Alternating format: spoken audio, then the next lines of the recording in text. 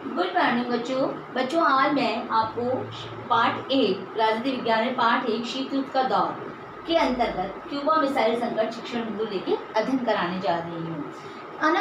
अभी आपको हमने इससे पहले वाले वीडियो में जो पढ़ा था, इसकी पहली क्लास में जब हमने पढ़ा था तो हमने शीत युद्ध का अर्थ समझा था। शीत युद्ध का अर्थ है मानव मस्तिष्क में लड़ा जाने वाला युद्ध। और उस समय हमने पढ़ा था कि दो विपरीत विचारधाराएं थी, सोवियत संघ और अमेरिका। सेकेंड वर्ल्ड वॉर के बाद उन दोनों का जो विपरीत विचारधारा, विपरीत सोच, विपरीत लक्ष्य थे, उसके अंतर्गत उनका मनोमय युद्ध चलता था। तो इस मनोयुद्ध में एक स्टार्टिंग में एक संकट आया था, क्यूबा मिसाइल संकट। ये क्या था, ये हमको समझना बहुत एक अनिवार्य विषय है। अगर क्यूबा मिसाइल संकट युद्ध के रूप में ढल जाता, युद्ध हो जाता, तो थर्ड वर्ल्ड वॉर जो आज तक रुका हुआ है कभी का हो चुका होता। तो हमें यहाँ पे समझना है कि आखिर क्यूबा मिसाइल संकट क्या था। मैं आपको समझा रही हूँ, आप इस पर थोड़ा ध्यान से देखिएगा। क्यूबा क्या था? क्यूबा अमेरिका के पास में एक छोटा द्वीपीय देश था, जो कि बिल्कुल अमेरिका का नज़दीकी पड़ोसी था। अब था तो वो अमेरिका का नज़दीकी पड़ोसी, लेकिन उसकी जो विचारधारा थी, उसकी जो सोच थी, उसके कारण वो किससे जुड़ा हुआ था? सोवियत संघ से जुड़ा हुआ था। और हमें ये बात पता है कि अमेरिका और सोवियत संघ बिल्कुल विपरीत विचारधाराएं हैं। अमेरिका पूंजीवादी विचारधारा है और सोवियत संघ साम्यवादी विचारधारा है। अमेरिका स्वतंत्र लोकतंत्र को बढ़ावा देता है ना, पूंजीवादी लोकतंत्र को बढ़ावा देता है। तो इस तरह की दो विचारधाराएं थी। तो क्यूबा था, उसका अटैचमेंट किससे था? उसका अटैचमेंट सोवियत संघ से था। और था किसका पड़ोसी देश? वो था अमेरिका का पड़ोसी देश। अब हुआ क्या था, सोवियत संघ भी इस बात को जानता था, समझता था कि अगर क्यूबा से उसके बहुत नज़दीकी संबंध है तो हो सकता है अमेरिका को ये बात अच्छी ना लगे और वो कुछ ऐसी हरकतें करें कि वो क्यूबा को नुकसान पहुंचाए या क्यूबा के जरिए सोवियत संघ को नुकसान पहुंचाए, कुछ ऐसी हरकतें कर सकता है। तो सोवियत संघ ने विचार किया। अब सोवियत संघ थोड़े विचार कर रहा है, उस समय सोवियत संघ के जो राष्ट्रपति थे वो निकिता क्रुश्चेव थे और अमेरिका के जो राष्ट्रपति थे वो जॉन ऑफ कैनेडी थे। दोनों ही एक सुलझे हुए व्यक्तित्व के धनी थे और निकिता क्रुश्चेव तो बहुत ही ज़्यादा सुलझे हुए व्यक्ति थे। उन्होंने ये सोचा कि क्यों ना हम क्यूबा का फ़ायदा उठाएं। तो उन्होंने क्या किया, और अमेरिका जो था वो वहाँ पे सैनिक हरकतें बहुत करता था क्यूबा में, क्योंकि उसको पता था कि क्यूबा जो है वो किससे जुड़ा हुआ है? सोवियत संघ से जुड़ा हुआ है। तो कुछ ऐसी हरकतें करता, आर्थिक दबाव बनाना, मानसिक दबाव बनाना क्यूबा पर अक्सर बनाता था। तो क्यूबा ने जब सोवियत संघ से बात करी तो निकिता क्रुश्चेव ने सोचा क्यों ना क्यूबा का फ़ायदा उठाया जाए और अमेरिका पर दबाव बढ़ाया जाए। तो निकिता क्रुश्चेव ने क्या किया, क्यूबा जो द्वीपीय देश था तो इसमें अपनी मिसाइलें तैनात कर दी। किसके खिलाफ? अमेरिका के खिलाफ। पहली बार अमेरिका किसी देश से डायरेक्ट टच में आ रहा था सैनिक युद्ध के हिसाब से, तो सैनिकें स्थापित कर दी। और ये काम उसने इतना गुप्त तरीके से किया था कि किसी को कानो खान खबर भी नहीं लगी।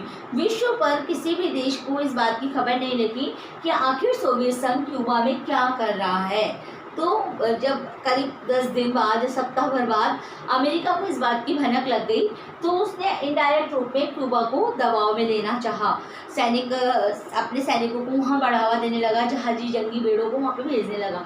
सोवियत संघ को जब इस बात की पता चली तो सोवियत संघ भी जानता था, यानी निकिता क्रुश्चेव जानते थे। उन्होंने अपने सलाहकारों से, इधर जॉन ऑफ कैनेडी ने अपने सलाहकारों से जब बात करी तो पूरा सार ये निकला कि अगर युद्ध होता है तो ये तृतीय विश्व युद्ध के रूप में परिणित हो जाएगा। पूरा विश्व इस बात से डर रहा था कि कहीं तृतीय विश्व युद्ध ना हो जाए, क्योंकि सेकेंड वर्ल्ड वॉर की त्रासदी को हम आज तक झेल रहे हैं। ये युद्ध होता तो परमाणु युद्ध होता, दोनों ही राष्ट्र पूर्णतः परमाणु संपन्न हैं। अब देखो यहाँ पे स्थिति क्या हो गई, निकिता क्रुश्चेव ने अपने सलाहकारों से बात करी तो जॉन ऑफ कैनेडी ने, फिर इन्होंने अमेरिका ने सोवियत संघ से कहा कि अगर वो अपने मिसाइलों को वहाँ से हटा लेता है तो क्या होगा, तो हम क्यूबा में सैनिक को वापस बुला लेंगे। अब ये अगर बात नहीं मानता निकिता क्रुश्चेव तो थर्ड वर्ल्ड वॉर होना ही था। या जॉन ऑफ कैनेडी नहीं मानता कि मैं मिसाइल, लेकिन जॉन ऑफ कैनेडी को पता था कि अगर वो सैनिक हमला करता है तो विनाश उसका भी होना है। वो कहावत है ना कि व्यक्ति को डर पड़ोसी से नहीं होता है बल्कि दुश्मनों से होता है। तो क्यूबा तो पड़ोसी था अमेरिका का, विचारधारा अलग थी, और अमेरिका और सोवियत संघ दोनों विपरीत थे। ये बात मैंने आपको बताई है। दोनों विपरीत विचारधाराएं थी, दोनों विपरीत सोच थी, दोनों के लक्ष्य अलग थे, दोनों के उद्देश्य अलग थे। एक पूंजीवादी था, एक साम्यवादी था, एक लोकतंत्र को बढ़ावा देता था, एक समाजवाद को बढ़ावा देता था। तो मतलब विचारों में तालमेल नहीं था। तो इसलिए फिर अमेरिका ने जब इसको कहा निकिता क्रुश्चेव को कि हम हमारी सैनिक गतिविधियों को रोक देंगे और क्यूबा पर किसी भी तरह का सैनिक हमला नहीं करेंगे, तब निकिता क्रुश्चेव ने अपनी मिसाइलों को वहाँ से हटा लिया और इस तरीके से युद्ध जो थर्ड वर्ल्ड वार की कगार पे खड़ा था, वो थर्ड वर्ल्ड वार वहाँ पर रुक गया। तो हमने देखा कि किस प्रकार, अब इस टॉपिक को इस लेसन में देने का उद्देश्य बस यही था कि आपको बताना है कि ये शीत युद्ध जो होता है वो मनों में चलने वाला युद्ध होता है, मानसिक रूप से एक दूसरे पे प्रेशर किया जाता है, जैसे कि इस मिसाइल संकट में किया गया। तो इस मिसाइल संकट में एक दूसरे पे प्रेशर कर दिया ना, युद्ध नहीं हुआ, युद्ध की स्थितियाँ खड़ी हो गई पर युद्ध रुका रहा, तो ये एक शीत युद्ध था। उसके बाद तक भी सोवियत का संघ में आप वर्तमान में अब सोवियत संघ नहीं है, सोवियत संघ के टुकड़े हो गए, 16 गणराज्य में अलग अलग बढ़ चुका है। पहले सोवियत संघ था, फिर बाद में ये चीज़ हम पढ़ेंगे। तो ये शीत युद्ध का एक सबसे मेन टॉपिक है, ये आपके चैप्टर में भी आता है, आप इसको तैयार कर लीजिएगा। और ये चैप्टर क्लियर हो गया है, ये हमारा टॉपिक बस इतना ही है, आपको इसको समझना है और अच्छी लैंग्वेज में तैयार करना है। तो अब आपको समझ में आ गया होगा क्यूबा क्या था। क्यूबा एक द्वीपीय देश था जो अमेरिका का पड़ोसी देश था, परंतु विचारधारा में सोवियत संघ से मिलता था। सोवियत संघ ने क्यूबा का फायदा उठाने के लिए क्यूबा में अपने सैनिक अड्डे स्थापित कर दिए, वहाँ मिसाइलें कर दी। मिसाइलें जब वहाँ लगी तो अमेरिका को भय हुआ कहीं कि सोवियत संघ से डायरेक्ट उसका युद्ध ना हो जाए, इसलिए अमेरिका ने भी क्यूबा में सैनिक कार्रवाई करी।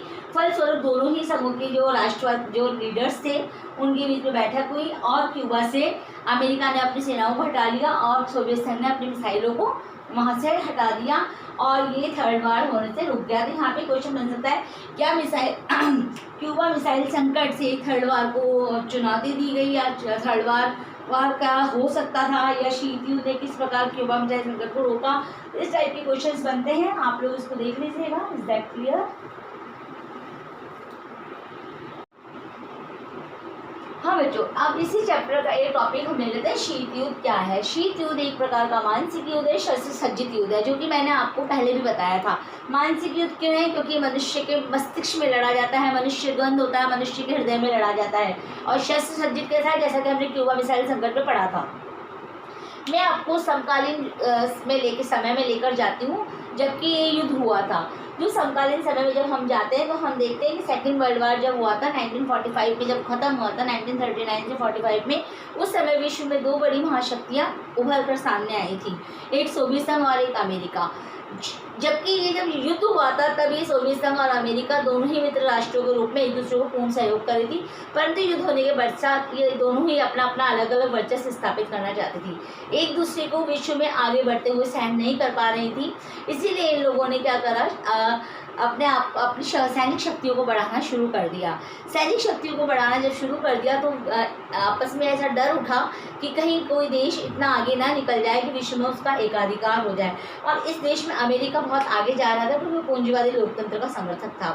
अब स्थिति बिल्कुल इसके विपरीत होनी थी।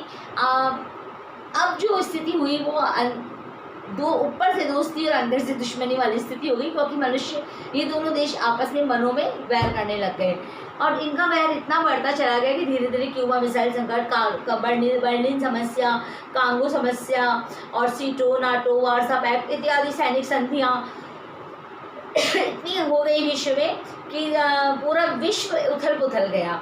दोनों ही राष्ट्र अपने आप को बढ़ाते चले गए। लेकिन एक स्थिति ऐसी है जब शीत युद्ध पूरे चरमोत्कर्ष पर था, सोवियत संघ अपने चरमोत्कर्ष पर था, अमेरिका अपने चरमोत्कर्ष पर था, लेकिन एक सोवियत संघ द्वारा एक आर्थिक खुलेपन की नीति को अपनाया। जो वहाँ के प्रधानमंत्री थे उन्होंने, गोर्बाचोव जो थे, उन्होंने आर्थिक पुनर्निर्माण की नीति को अपनाया, खुलेपन की नीति को अपनाया और वो ग्लासनोस्ट पेरेस्ट्रोइका नीति जब उन्होंने अपनाई तो उसके पश्चात सोवियत संघ का विघटन हो गया और शीत युद्ध की समाप्ति सैद्धांतिक रूप से कह सकते हैं हम, व्यवहारिक रूप से तो आज भी देशों में शीत युद्ध की स्थिति कायम है, लेकिन सैद्धांतिक रूप से अगर हम देखते हैं अमेरिका और सोवियत संघ को ही लेकर, तो सैद्धांतिक रूप से 1990-91 में ये स्थिति बिल्कुल समाप्त हो गई थी, क्योंकि तब सोवियत संघ का विघटन हो गया था, यानी सोवियत संघ टुकड़ों में विभाजित हो गया था।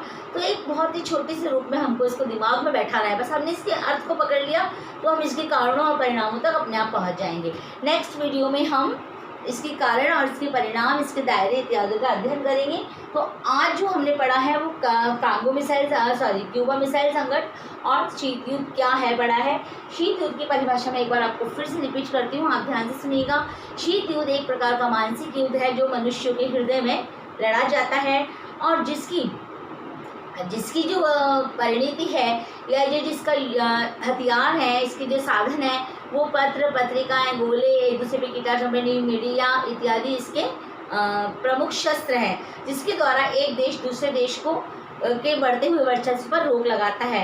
ये वास्तविक युद्ध न होकर, शस्त्रों से न लड़ा जाकर, ये कूटनीति से लड़ा जाने वाला युद्ध है जो मनुष्य के हृदय में था, है और रहेगा। दैट्स ऑल बेटा, क्लियर? अर्थ समझ में आ ही गया होगा आपको। It's okay.